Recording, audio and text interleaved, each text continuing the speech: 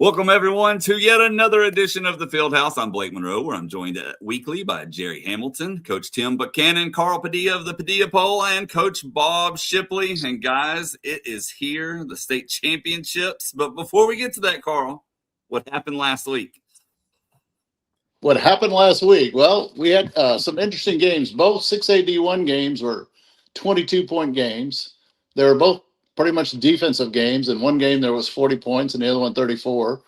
But then you look at the 6AD2, and they were totally different.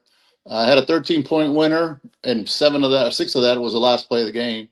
And the other team won by 17. In those games, there was 101 points scored and 99 points scored.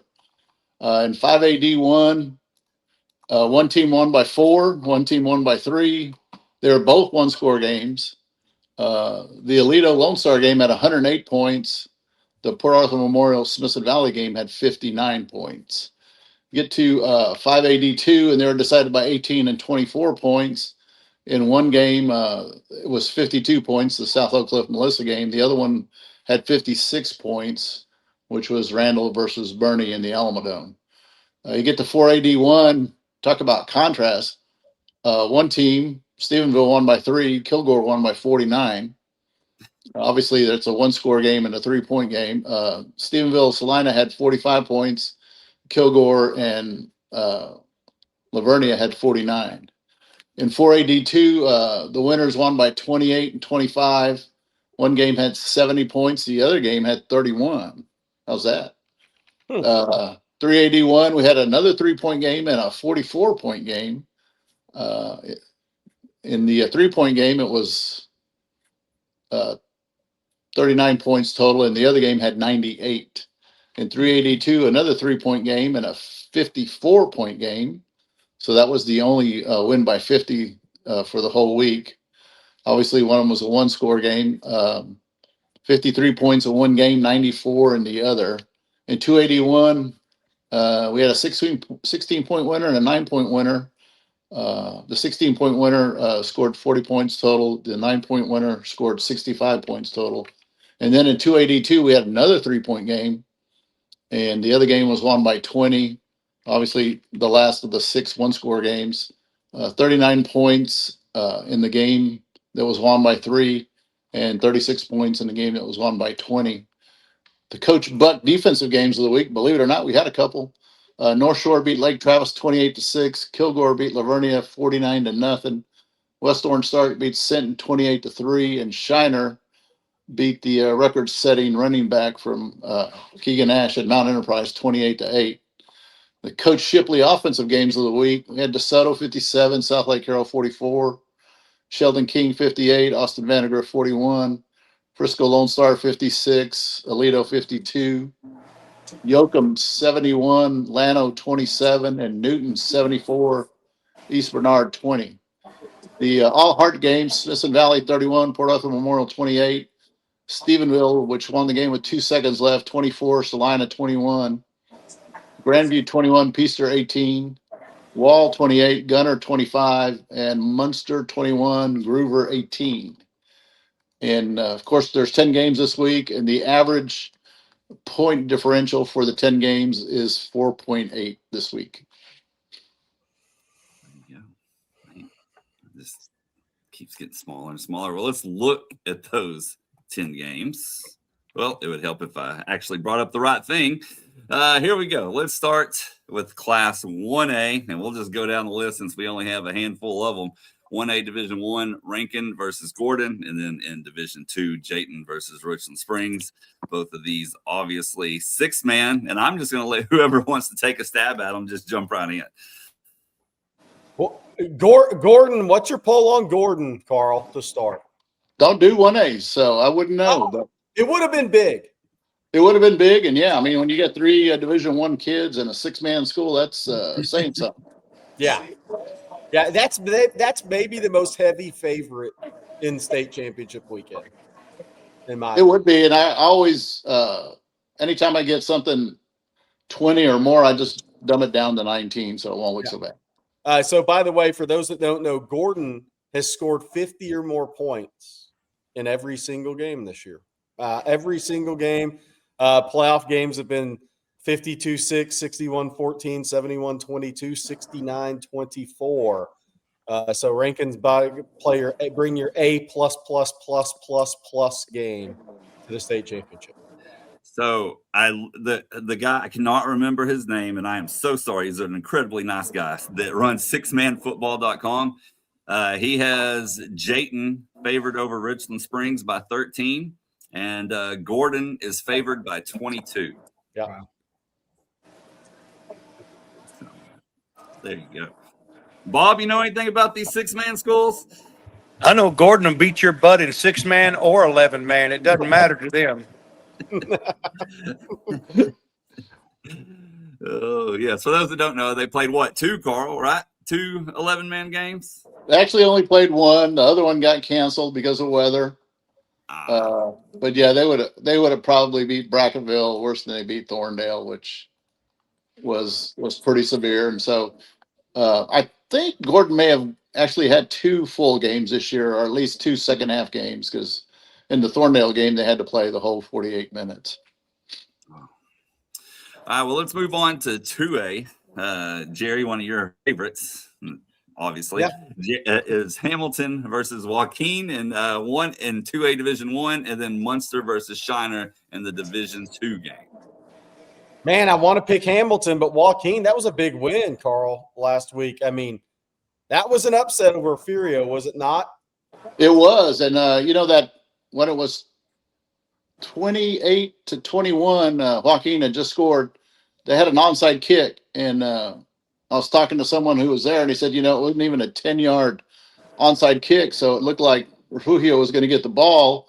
And sure enough, 2 of their offensive players kind of run into each other, and makes the one kid lose his balance, and the ball goes off his foot, and Joaquin's right there to get it. And then they scored and went for 2, and so they're up by 1. They onside it again, and if I heard right, it hit the Refugio kid right in the chest, bounced off. Joaquin got it, so. Yep. Carl's got a lot of phone calls coming in. Busy day for him. It's a very busy week for him. Hey, can I go ahead and announce the Shiner versus Munster is the Coach Buck Beer Bowl. Yes. Catholic We should all do a live football stream and there. beer, baby. I love that. Somebody's going to be – probably both teams are going to be fans are going to be drinking, winning or losing following that game. And by the way, the Shiner, I mean, that's a huge win over Keegan Ash, Mount Enterprise. Sophomore quarterback playmaker for Shiner, young player. There's been a big part of leading in the state. I think their second leading rusher is a junior. Their leading receiver is a junior. So that's a team that has a lot of underclassmen and has advanced all the way to the state championship. So congrats to them, because that was a big win last week for them. What's our line on Hamilton Joaquin, Carl? It is 6 for Hamilton. What about Shiner Munster?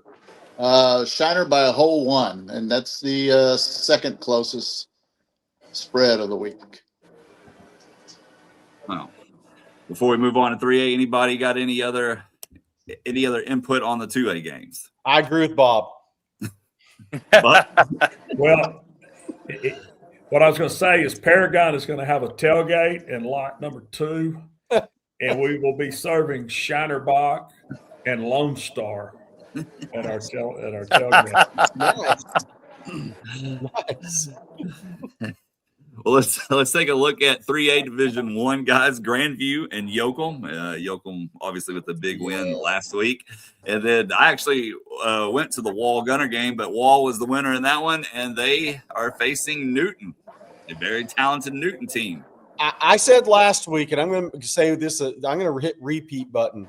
I think the teams that come out of that Yoakum district are really well prepared for the playoffs, because, look, I mean, Hitchcock has a ton of speed at skill. Columbus, who obviously wasn't as good this year, but physical football team. There's physicality and there's speed in that district.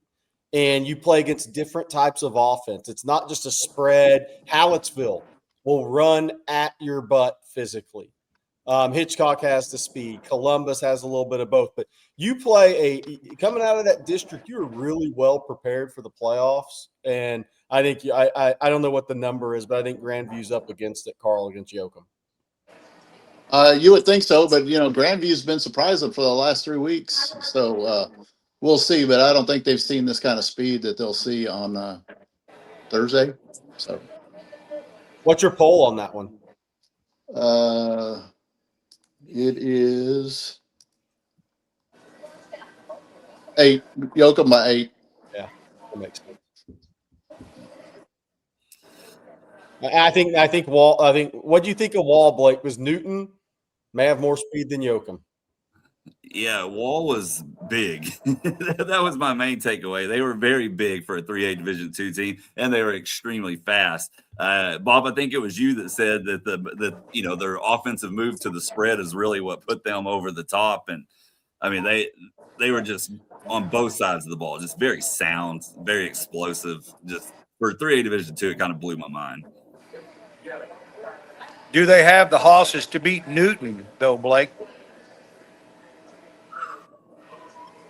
I doubt it. I don't. I mean, I think it'll be a physical game, but I don't know if they have the speed overall to keep up with Newton. I think what'll be interesting, Carl. This may be a stat that nobody has. Newton's starting a freshman quarterback. I wonder how many freshman quarterbacks have been state champions recently, if they get it done. Pretty rare, I would think. Yeah, it is rare. One of the immovable objects and all that stuff. Newton's scored just in the playoffs 324 points. Yeah, which is right at 65 points a game. For the season, Wall's given up 110. So we'll see. And Gunner got 25 on him. Something's got to give game, right? Yep. So I want to know who the freshman quarterback was at one state. I can't think of one. Am I missing somebody obvious? No, I don't think there was. Yeah. I know Kyler Murray didn't win it when he was a freshman. Yep. That'd be very rare. Yeah. I don't know that very few sophomore quarterbacks have won state. Right. So and if they do, they usually have. It makes me kind of think Wall's got a better chance now. Yeah. Big game for a freshman. Yeah. Now, unless he's an 18-year-old freshman. Well, and see, it is Deep East Texas, Buck, so he could be 20. No. Look, I'm from there. I'm not talking trash. That's what I'm from. I'm going to try to find the answer to that while we by the end of the broadcast, I'll have it. Hey, by the way, he's got 17 touchdowns and 1 interception. If he ends the season with 1 interception, he's probably winning state. But like you said, big game for a freshman quarterback. Big game, big stage. Well, let's move on to 4 through 6A, fellas, and we'll start with Stephenville versus Kilgore, and then of course Carthage versus West Orange start. But this is where it starts getting interesting. What are y'all's thoughts on the first one? I like Stephenville, but I'll say this: typically when Kilgore gets to the state championship game, they have deserved it, and they've got a really good football team. So that ought to be a heck of a game. Close and mirror image, those two guys. I mean, I know Stephenville scored about 100 more. They've given up 142 points, Kilgore 128. Kilgore has been deadly on defense in the playoffs, only giving up 17 points in 5 games. So, and until the quarterfinals, Stephenville was giving up 1 score in each game. So this also could be a great defensive battle. I could see it being like the Salina game with Stephenville last week, 24-21, somewhere in there. So we'll see. Stephenville's favored by a whole 1. The 2 teams have scored 20 on Kilgore this year. One was Lindale, in which Kilgore won that game 49-29. The other with Carthage, first game of the year, 21-10, win by Carthage. So Kilgore's only given up 20 twice this year at the 4A level. It's a pretty significant number. Bob, any thoughts on Stephenville? I'm I'm going to pick Stephenville, but I've got a nephew that's head coach at Chapel Hill, and he believes Kilgore is the real deal. They played him, and it's just like just like we were talking about with teams that like Yoakum, that have come through and had to earn their way big time. Kilgore, they haven't faced patsies, coming out of that region. They've faced some really, really good teams and a lot of good speed, but I'm still going to give the edge to Stephenville. Been there, done that many times. It's the expectation, it's the standard, and yeah, I'm going to give Steve. But it's going to be a great game to watch. Great game to watch. Hey, before we get to Division II, I have the answer, and it happened just 4 years ago. Oh boy. North Shore, Caleb Bailey, That's right. 2021. He's the only one you could find. The only one I could find. So that's the answer on that one. Looks like Carl's still busy. I feel like I should have known that. So give me an F for this program. I was going to say, if anyone here did I expect us to know that it was going to be. It's only 18 miles from the house. I should have known that one. All right, guys. Carthage versus West Orange Start. Carl, you're a busy man today. We'll talk about why here in a little bit, but we'll let you start with Carthage game. They're favored by 11, which is the biggest spread of the week, by 3 over Yoakum over Grandview. Carthage is just them. I mean, basically they've given up the same points all year long. Carthage scored almost 300 more. In the playoffs, Pleasant Grove, which is an excellent team, probably the second best team in the state, only let Carthage score 34. But other than that, they've been 50 or more every game. So they're ready to play like always. This will be Scott Surratt's 11th state championship game. He's 10-0 in the first 11. So, we'll see if he can bring this one out too. But great things for Coach Hickman at West Orange Start. They have been revived and they've made their first state title game in many years. And it's been a great season for them. And I know they want to win one more.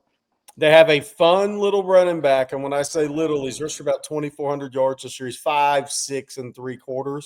He's got a little scoot, or as Bob calls it, GoDaddy in him.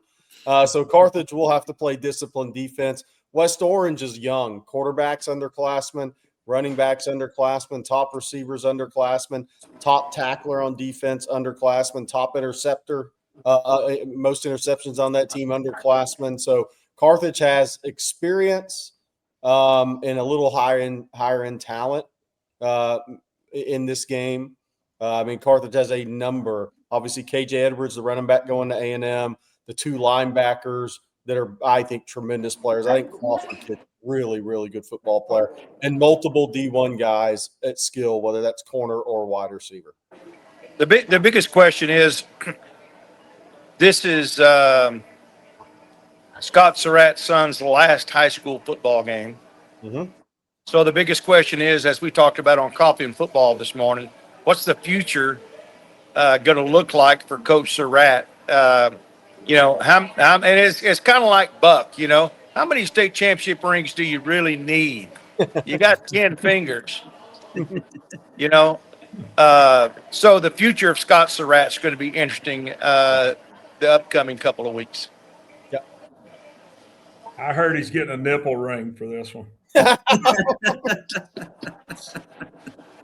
That was a great line. Somebody cut that.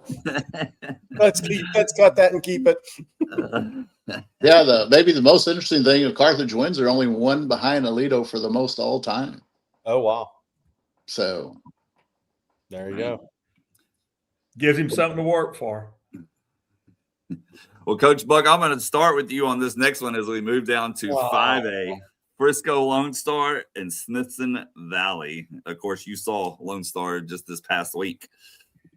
I'm going to tell you, I watched them, on Victory Plus against Highland Park, and I thought, daggum, they're pretty good. But then when I saw them in person, the Gross kid, number 0, yeah, might be one of the best high school wide receivers I've ever seen. The kid, he ran 20.5 in the 200, won the state meet in the 200-meter dash, has great hands, is a big physical kid. And Alito could not cover him. They couldn't cover him deep. They couldn't cover him on intermediate routes. And when they threw it to him on slants or hitch routes, he was going to gain 10 yards. And he was, and they've got a quarterback that can get him the football. Yeah, is one of the biggest things. Who is a sophomore? Yeah. And I know Smithson Valley. I know Coach Hill is one of the best football coaches in the state of Texas, and he'll have a good plan on how to stop them. But what happened to Alito? Their defense, they did a pretty good job for 3 quarters in slowing them down, and then they just ran out of gas. Yeah, literally ran out of gas. They could not get a pass rush in the last 8 minutes of the fourth quarter. And if they dropped and covered Gross, then the quarterback pulled it down and ran for 20 or 30. They are a really good football team, and they play good enough on defense to slow you down. I'm picking Lone Star. Now, South Oak Cliff and Randall, it is extremely hard to repeat. So, and South Oak Cliff has got a burr under their saddle because they got beat last year. So I think South Oak Cliff is going to win the game just like Carl said they would. Frisco Lone Star, that sophomore quarterback, Trey Wright, 3,900 plus passing yards, 1,700 plus rushing yards. First-year starter, full-time starter. That's pretty impressive stuff. For the Texas fans watching this, the left tackle for Dallas, South Oak Cliff, Brian Swanson, get familiar with him. Texas offered it. He was the first offensive lineman in this 27 cycle. He's a junior that Texas offered. He is very good. Very good player. What's your numbers on these, Carl? Like 0.1 and 0.2? Lone Star by 6. And as good as Smithson Valley's been on defense this year, it's impossible to say that they've played anybody the way Lone Star can play on offense. So that would be why I would pick Lone Star. The other one is South Oak Cliff by 3. And you talk about having a burr. Last year, South Oak Cliff played better on defense and they played better on offense, but they didn't play better on special teams. And I can't remember another state title game where a team lost the game on special teams play. So if I remember right, Randall had 3 returns for touchdowns. And so that's quite unusual in any kind of high school game. Wow. Bob, what do you think about these 5A games? Well, I think I got to go with South Oak Cliff myself, and then Lone Star. Although I like Coach Buck, I have an incredible amount of admiration for Coach Hill, and he will get the most out of his players. He always does, and so they'll have a chance if he can scheme up something to stop that receiver. But then, how do you stop the quarterback? You got a quarterback that's a dual threat quarterback. It's almost like playing with 12 men on offense, because there's this guy that's unaccounted for. So you drop back people in coverage to stop the receiver, or do you have a guy spying inside to stop the quarterback? It's kind of, heads I win, tails you lose kind of thing, but it's going to be a very entertaining game. I think both of them will be very entertaining. South Oak Cliff and Randall especially. The junior running back at Randall, Landon Williams Callis, 58 rushing touchdowns on 292 carries. Wow. That's a massive number. And he's at 3,370 yards, 11.5 per carry in 5A football. And he has 1 touchdown receiving, so 59 touchdowns on 313 offensive touches this year. That's an incredible number. Just wanted to throw that one out there. And he's being recruited by everybody. I was going to say on the Lone Star Smithson Valley game, the way to beat Lone Star is not score too fast, because that's where Alito made the mistake. They scored so fast that their defense kept having to go right back out on the field and chase number 3 around. And I really think Coach Hill will have a good game plan where he takes his time and moves the ball down the field methodically and keeps the game close, and not try to get in the scoring contest. Alito has never done very well when both teams scored over 50 points. I can tell you that right now. Matter of fact, I don't know that they've ever won one when both teams scored over 50 points, because your defense just gets so darn tired. It's not good. So a little trivia on Coach Hill, and I'm sure he might have even talked about this with his team. So every time he has an even numbered all state championship game, which was 1, 3, and 5, he's lost in overtime, lost right at the end of the game, or like last year he won. Game 2 and game 4, they got beaten really well. So this will be his 6th state championship game. So if that pattern holds, that would say Lone Star wins this one by 21 or more. Yeah. Wow. Well, let's move down to 6A and Duncanville and North Shore. He had another match there. And then DeSoto versus C.E. King. And Carl, we'll start with you and tell us what your poll says on these. Duncanville is actually favored by 0.181 of 1 point. Another thing that when we were talking pregame about this game, what we forgot is Duncanville had 3 open dates this year. So it's hard to improve your power rating when you're not playing. But they have beaten South Oak Cliff, and Waxahachie, when they lost, that was their 2nd game of the year. It was Waxahachie's 4th.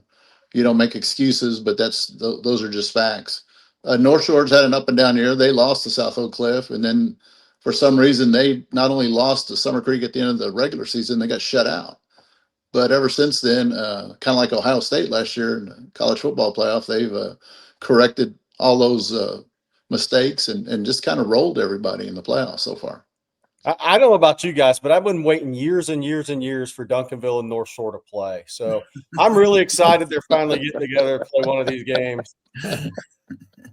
How many times is this? Like 6, Carl, or 5? I think this is 5. And what was it? The first time a Dallas chapter did the game, the last 4 have been San Antonio. So, we'll see how they do in the game too. What's the over and under on total points scored in that Duncanville North Shore game? Because that's 2 dang good defenses playing. Yep, no doubt. Yeah, they are 2 good defenses playing. I mean, Duncanville's only scored 476 points all year, which is quite incredible for them. They're usually in the 700s. North Shore actually hasn't varied any. I mean, they're at 676, but I'd say the over-under of this game is going to be 47. Yeah. I mean, the only look, South Oak Cliff put up 28 on Duncanville. Waxahachie 28, DeSoto 28, but that was in a blowout loss for DeSoto. And then Waxahachie again 27. Cohen Brown's really good, but the coach Shipley's point, that's playing a lot of speed on that schedule. And 31-9 against Allen, 43-6 against Rockwall, Heath, 34-7 against Klein Collins. In the playoffs, defensively, they've been really, really good. I think it's going to be. I'm with Coach. I think it's going to be a hell of a defensive game. Buck, what do you think? I think Duncanville's going to win it. They have just gotten better and better as the year has gone on. I hope DeSoto wins after the way, after Claude's rant on TV, his interview, he better win. I know if I was the opposing coach, I'd have that playing in my locker room 24/7 all week long, trying to get my kids ready. But I think C.E. King's got the athletes to beat Duncanville. Yes. And that's what it takes, honestly. The way to beat Duncanville is really to, be physical with them and have athletes that match up with them. If you do that, you'll get them out of their game. You can frustrate them by by slowing them down. We've been saying all year during this show that C.E. King has some of the fastest players in this Texas. Yeah. The sophomore kid may be the fastest track athlete in the state. And I think you could play this game on the field, or you could go to the track and give them spikes. And I think it'd be a hell of a meet. So I'm with Coach. It's going to be so interesting too, Carl, because North Shore, C.E. King started keeping some of those kids home, I think, that maybe would go to North Shore years back. And so C.E. King slowly gathered and built that program. And it's crazy that these two games, I mean, North Shore and C.E. King are neighboring schools right next to each other, literally the school across from each other. Duncanville, DeSoto, I mean, it's crazy that these two, Duncanville, DeSoto, North Shore, C.E. King are playing for state championships to me. Just how close the schools are.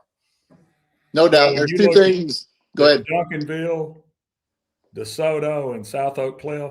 Yep. Yeah, that's the best football players in Dallas County right there. Yep. And I mean Dallas County. Yeah. Not just South Dallas, but Dallas County. Yeah, Sheldon King's got a couple of things this week that are amazing. Obviously, this is their first state championship game, so you just never know how your team's going to react to that. Not only that, this is first-year head coach. It's true. I mean, not the first year at this school, obviously that, but he's never been a head coach before, so that's quite an achievement for this team. And we'll see where they go. But you want to talk about DeSoto's favored by 7. And except for Sheldon King only scoring 24 versus Summer Creek, every other game of the 10 these two teams have played in the playoffs have been at least in the 50s. Yeah. And so I could see this being one of those 100-point games. And we'll just see what happens. This is the last game on the last day of the high school football season, and it may give us something to remember for a long time. And I'd say, to be fair, on my end, from a recruiting standpoint, Sherrod Baker, I got to give the kid a shout out for his playoff run. I mean, Coach Buck's been a part of some amazing playoff runs by a running back, but at the 6A level, to go 374 and 5 touchdowns against Longview, 202 College Park, 381 Willis, 7 touchdowns, 366 plus, or 366 against South Lake Carroll.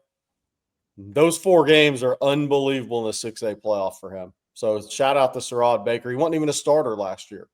So shout out to him. Well, Bob, I'm going to let you close this out on DeSoto and King here. Well, I don't know what else. I don't know what else I can say other than, everybody goes to track meets and, you're involved in track all day long, and then everybody remembers that mile relay, though, the last event. And I think we couldn't have had a better matchup to wind up the 2025 Texas high school football season than DeSoto and C.E. King. It's going to be a great one.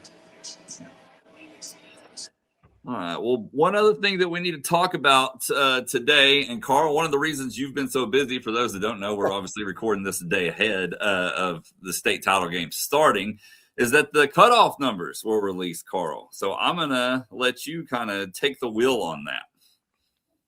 Well, it's fun. Like always, UIL does a great job, although they probably say I don't actually believe that, but I do.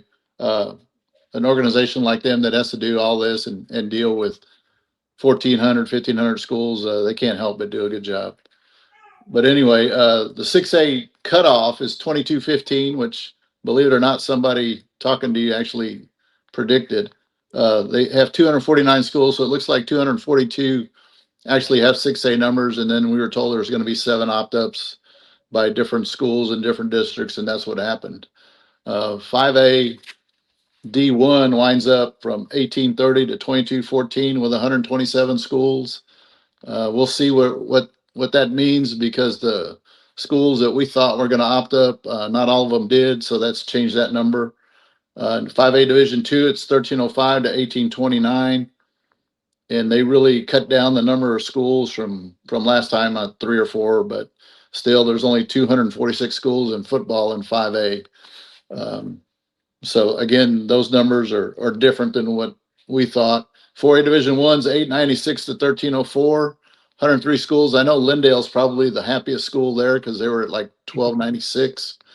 So they're very happy that they get to stay in 4AD1 and not move up.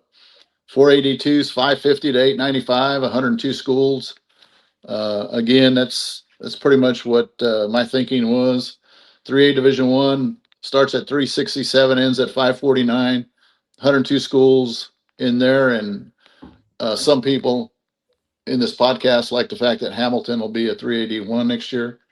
3A Division Two's 246 to 366.9, which probably tells you that there's a school in there that's 366.8 or 9, and they have 102 schools.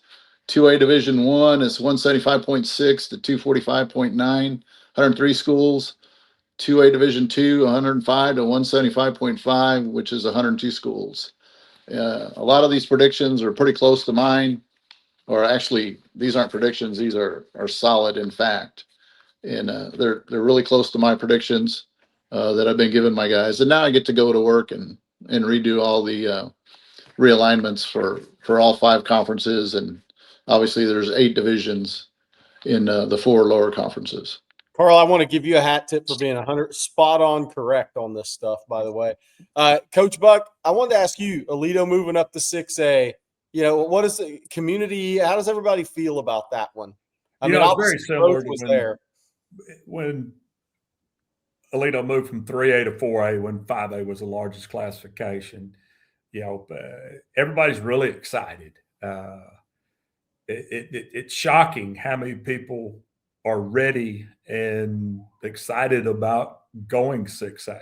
Now, they may change their mind when they have to go play South Lake or DeSoto or Duncanville or one of the North Shore, somebody like that. They may change their mind, but right now, it's an exciting time, and they're going in with 2,400 kids. They're going to be a small school, most likely.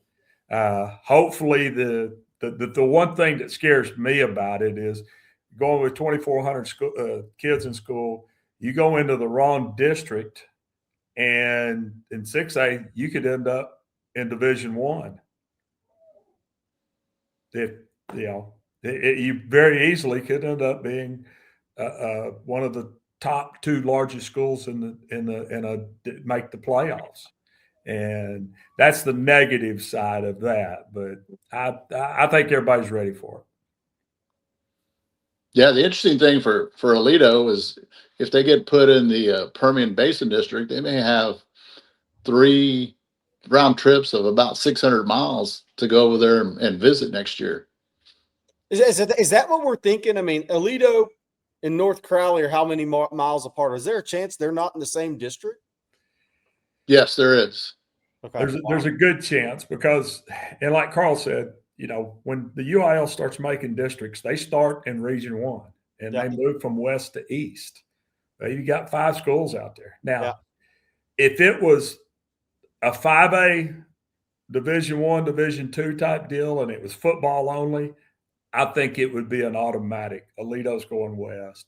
But at the 6A level where it's all sports, I don't see them putting basketball and baseball and volleyball, people who play 2 games a week having to go make a 4.5-hour trip.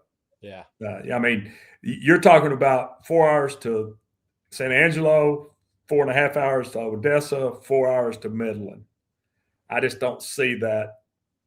I don't see them doing that. Bob, any thoughts? Well, the problem is out in West Texas, there's, the 6A number of schools are limited, Right.